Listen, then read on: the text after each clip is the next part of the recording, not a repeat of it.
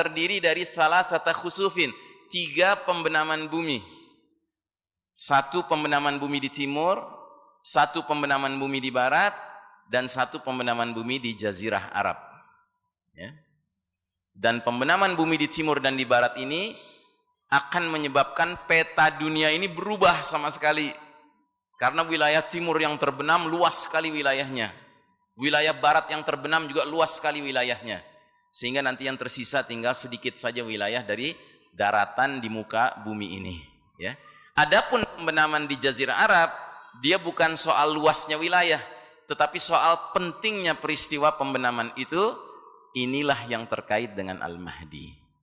Pembenaman di Jazirah Arab sekaligus membenamkan sebuah pasukan yang dikirim dari Syam untuk memerangi Al-Mahdi yang baru saja dibaiat paksa di depan Ka'bah, tetapi Allah takdirkan pasukan ini nggak sampai ke Mekah dari Syam. Begitu mereka baru melewati Madinah, mau terus ke Mekah, tiba-tiba di antara Mekah dan Madinah Allah benamkan mereka dengan terjadinya peristiwa pembenaman di Jazirah Arab. Dan pembenaman itu kata Nabi SAW meliputi satu tempat yang bernama Zulhulaifah. Yang pernah umroh dan haji pasti tahu tempat apa itu, Kang? Tempat miqat, ya, tempat orang memakai ihram, ya. Nah, itu pembenaman bumi di Jazirah Arab. Jadi pembenaman bumi di Jazirah Arab ketika didengar kabarnya oleh muslim yang hidup pada masa itu dan mereka mengerti hadis-hadis tentang akhir zaman, segera mereka akan berangkat ke Mekah untuk hijrah bergabung dengan pemimpin mereka Al-Mahdi, membaiat Al-Mahdi di depan Ka'bah, ya.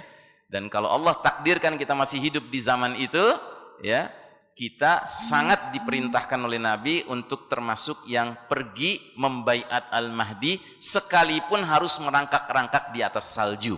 Begitu ungkapan Rasulullah sallallahu alaihi wasallam. Nah, yang terakhir nomor 10, api keluar dari Yaman menggiring manusia ke suatu tempat untuk mengalami dahsyatnya kiamat. Dan sudah barang tentu orang-orang yang digiring oleh api itu hanyalah syirarin nas, kata Rasulullah SAW. Syirarin nas artinya apa? Orang-orang yang paling buruk, orang-orang yang paling jahat, orang-orang kafir 24 karat, ya. Kenapa? Karena orang-orang beriman sebelum api muncul dari Yaman akan terkena sebuah tanda kecil, bukan tanda besar, berupa angin lembut selembut sutra berhembus, aromanya wangi seperti misik, kata Nabi, yang mana ketika angin ini berhembus, dia akan mencari-cari orang beriman, sampai yang imannya cuma seberat biji sawi sekalipun, untuk diwafatkan baik-baik. Kenapa? Karena Allah Ta'ala akan segera mendatangkan peristiwa dahsyat kiamat, dan Allah Ta'ala sayang dengan orang-orang beriman, sehingga Allah tidak akan mengizinkan orang beriman mengalaminya. Allah akan wafatkan baik-baik melalui angin lembut tersebut, ya. Baik, nah ini 10 tanda besar. Saya tanya, adakah dari 10 tanda besar itu menyebut nama Al-Mahdi atau sebutan julukan Al-Mahdi? Ada tidak? Tidak ada, ya. Karenanya sekali lagi saya tegaskan, Al-Mahdi merupakan min alamatis sughra, tanda kecil. Dia bukan alamatul kubra, bukan tanda besar yang jumlahnya 10 itu, ya. Dan waktu saya dulu menjelaskan tentang perbedaan tanda kecil dengan tanda besar, saya katakan tanda kecil itu jumlahnya banyak sekali. Diawali dengan diutusnya Nabi Muhammad sallallahu alaihi wasallam. Nabi Muhammad diutus, itu merupakan tanda kecil yang paling pertama.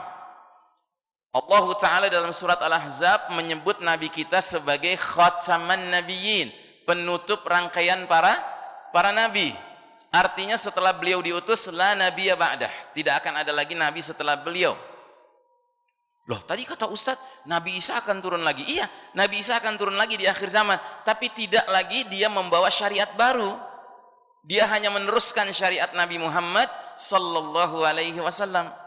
Begitu. Nah, karenanya Nabi kita yang dijuluki khataman nabiyyin oleh Allah Ta'ala ini juga disebut Nabi akhir zaman. Artinya semenjak beliau diutus, dunia ini memasuki lembaran sejarah yang disebut dengan akhir zaman. Dan karenanya kita sebagai umat Muhammad sallallahu alaihi wasallam dijuluki umat akhir zaman.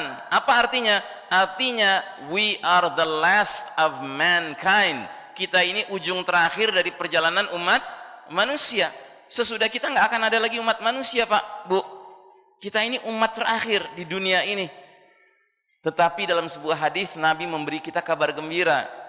Kalian ini ummatun marhumah, umat yang dirahmati Allah.